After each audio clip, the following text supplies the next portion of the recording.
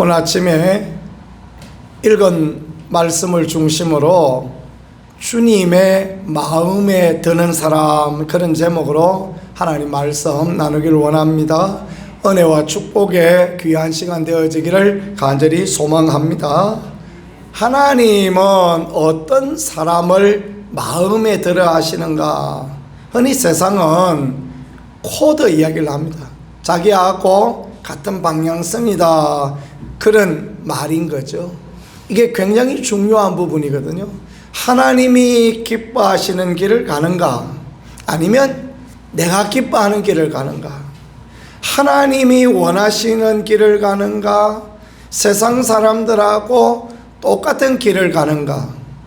우리가 세상을 따라가고 내가 원하는 길을 가지 아니하고 하나님이 기뻐하시는 길을 갈 때 그것이 때로 연약하고 부족해 보이고, 그래도 하나님이 은혜 주시고 하나님이 축복 주시고 하나님이 함께 하시는 놀라운 은총이 있음을 믿고 주님의 마음에 드는 그 길을 가는 우리 모두가 되어질 수 있기를 간절히 소망합니다. 목사가 할 수 있는 일, 목회자가 해야 될 일은 그런 일인 것 같습니다. 그러니까 눈물이 줄줄 나도록 감동적인 이야기를 할 수 있습니다. 설교학을 배울 때 그 감성을 자극하고 감성을 불러일으키는 그런 부분들도 배웠습니다. 그래서 감성을 터치할 수 있는 설교를 해보았더니 세상에 연세 80이 다 된 할아버지가 눈물을 뚝뚝 흘리고 그렇게 계십니다. 그러면 목사가 그런 것으로 인하여 기뻐하고 그런 것으로 인하여 즐거워하고 때로는 사람의 마음을 들뜨게 하는 이야기를 해서 어떤 자기 목적을 추구하고 그러면 하나님이 기뻐하지 않으시죠, 그렇죠? 하나님은 어떤 것을 기뻐하시겠습니까? 바른 방향성을 설정하고 하나님이 기뻐하시는 자리로 성도들을 이끌어가고 정말 하나님 앞에 복된 자리로 이끌어가고, 이게 목회자가 마땅히 해야 될 부분이고, 그게 세상 말로 하면 밥값하는 그런 부분이죠. 그게 참 중요합니다. 그래서 성경을 정확하게 해석하고 하나님이 기뻐하시는 말씀대로 이제 자신과 모든 성도들을 하나님이 원하는 자리로 이끌어가고, 그게 중요합니다. 1절부터 보니까 솔로몬이 애굽왕 바로와 더불어 혼인관계를 맺어 그의 딸을 맞이하고 다윗성에 데려가다 주고 자기의 왕궁과 여호와의 성전과 예루살렘 주위의 성의 공사가 끝나기를 기다리니라. 솔로몬이 애굽 왕의 바로의 딸을 데려다가 자기 아내를 삼았습니다. 이런 식으로 하면 안 되죠. 이런 식으로 하면 안 됩니다. 왜냐하면 하나님의 말씀에 엄연히 이방인하고 혼인하지 말라, 이방인과 멍에 매지 말라 말씀하고 있지 않습니까? 왜 바로의 딸과 혼인관계를 맺는 것입니까? 첫 번째, 솔로몬의 첫 번째 결혼이 바로의 딸하고 혼인관계를 맺는 거예요. 왜냐하면 애굽이라는 나라가 굉장히 큰 나라입니다. 그러니까 이 이집트라는 나라는 우리나라보다 8배 정도 큰 나라입니다. 굉장히 큰 나라죠, 그죠?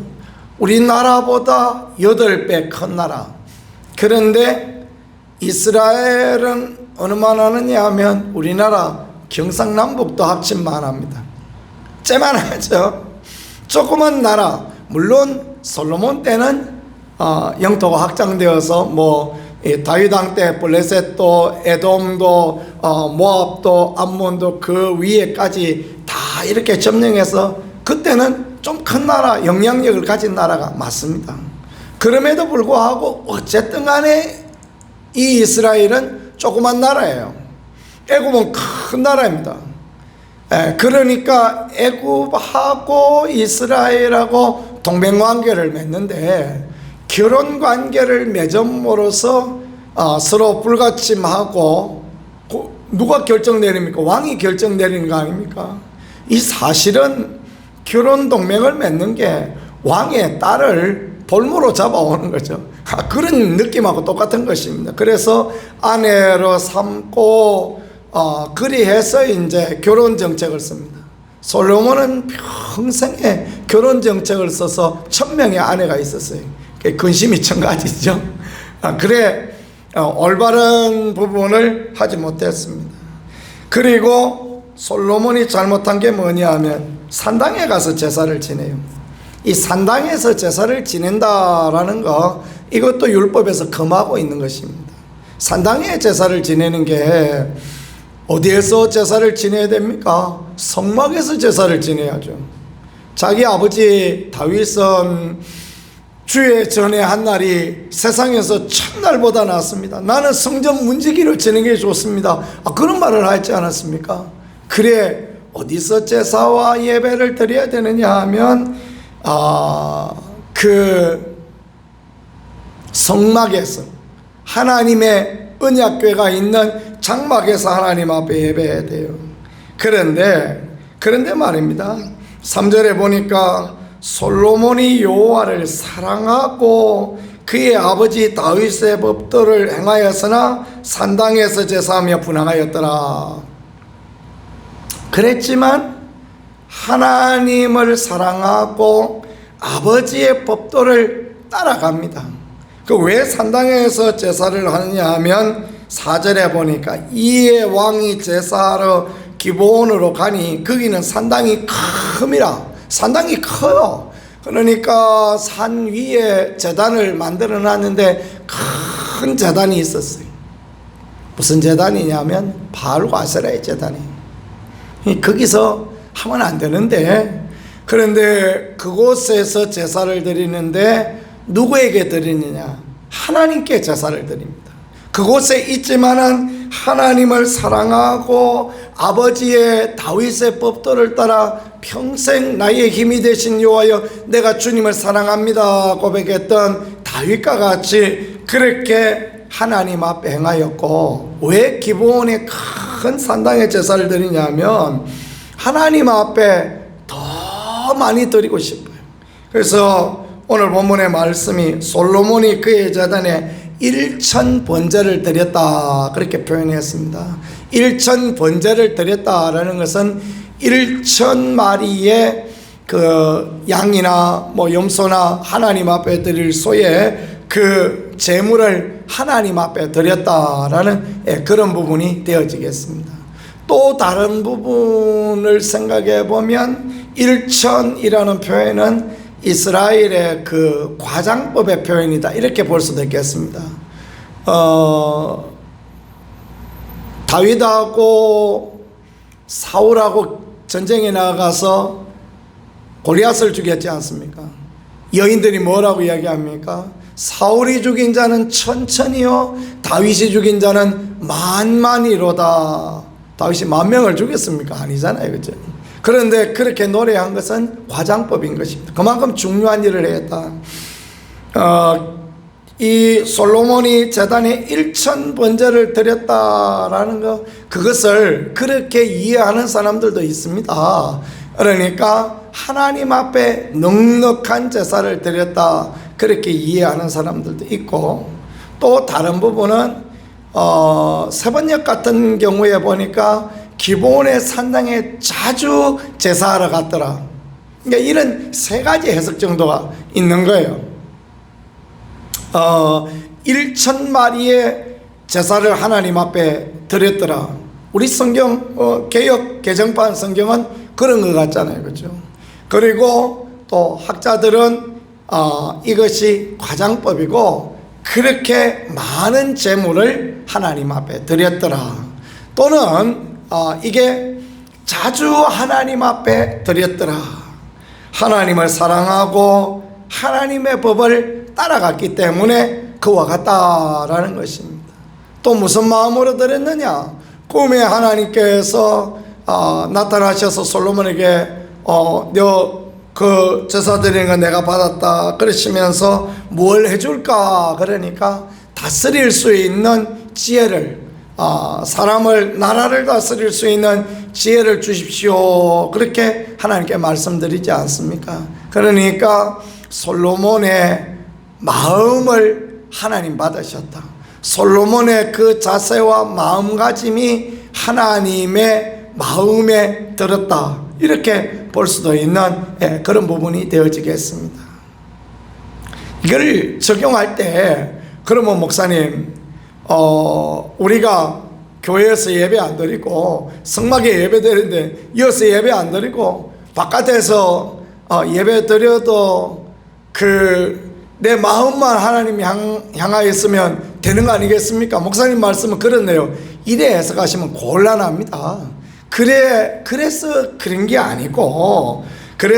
아니고, 솔로몬이 정말 하나님을 사랑하고 정말 하나님의 법을 따라가기를 원하고 하나님께 더 드리기를 원하고 많은 재물을 드리기를 원하는, 하나님의 은혜를 잊기 원하는 그 마음으로 하나님께 나아갔더니, 그 마음을 보시는 하나님, 중심을 보시는 하나님께서 그거 받으시고, 솔로몬이 비록 이방 여인을 취하기도 하고 산당에서 제사하기도 하고 그랬지만, 하나님의 마음에, 그 마음이, 솔로몬의 마음이 하나님의 마음이 하나 되어지니까, 하나님의 마음에 드니까 하나님이 이런 은혜를 주시고 하나님이 이렇게 축복하셨다.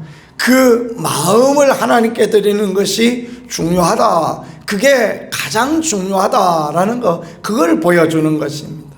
그러니까 몸으로 드리는 예배, 물질을 얼마나 드리는 것, 그게 중요한 것이 아니라 그 마음을 하나님 앞에 드렸다. 그러니까 주님께서는 과부의 2렙돈을 보시고 가장 많이 드렸다, 그렇게 말씀하지 않습니까? 주님은 그 마음을 받아주시는 것입니다. 우리도 그렇습니다. 하나님 앞에 마음을 온전히 드리고 정말 하나님을 사랑하고 하나님께 예배하기를 기뻐하고 하나님께 더 많이 드리고 싶고, 그런 마음과 열정을 가지고 있을 때 우리의 마음을 하나님이 아시고 하나님이 은혜 베풀어 주신다라는 것입니다. 최동순 권사님 언니가 늘 하나님께 기도한다죠. 우리 권사님 건강하게 해주셔서 주의 일 더 열심히 하게 되라고. 저는 그런 기도 이야기를 들었어요. 얼마나 마음이 행복하고 귀하다 생각되어진지 모르겠습니다. 참 감사하죠, 그죠? 하나님이 그 마음을 받아주시는 거예요. 그 마음을 받아주시고 하나님의 강건함 주시고 그 기도를 들어주시고, 그렇게 하는 것입니다. 우리 가운데는, 우리는 연약하지만 교회를 생각하는 마음들이 어느 분들보다도 또 귀하다라는 거, 그게 참 하나님 앞에 아름답다라고 그렇게 생각합니다. 우리 돌아가신, 하나님 나라 가신 김변준 장로님만 해도 그래요. 그분이 뭐 힘도 없고 능력도 없지만 교회를 사랑하는 마음은 참 그런 분이 없을 만큼 귀하다라는 것을 저는 늘 그렇게 느끼고 있었습니다.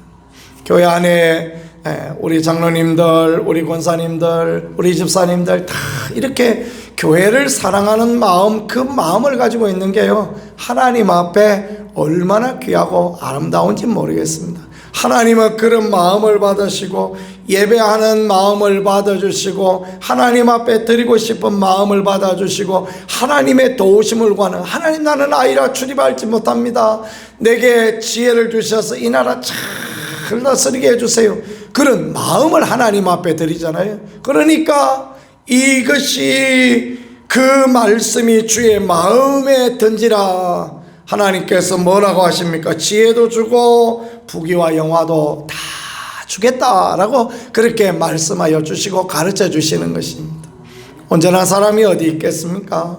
온전하지 못합니다, 우리는. 그러나 그 모습이 좀 온전하지 못한 부분이 있어도 온전하지 못하다 나무라지 말고, 그 마음은 그래도 하나님을 향하여 있구나, 그 마음은 하나님을 기쁘시게 하는데 마음이 있구나, 하나님 앞에 드려지고 하나님 앞에 예배하고 하나님을 기쁘시게 하는 그런 자리에 있구나라는 것을 생각하면 참 하나님 앞에 귀함이 되어지는 것입니다. 누가 복을 받고 누가 은혜를 입고 내 주 예수 모신 곳이 그 어디냐 천국일세 그런 찬양을 부를 수 있는 은혜를 누리게 되어집니까?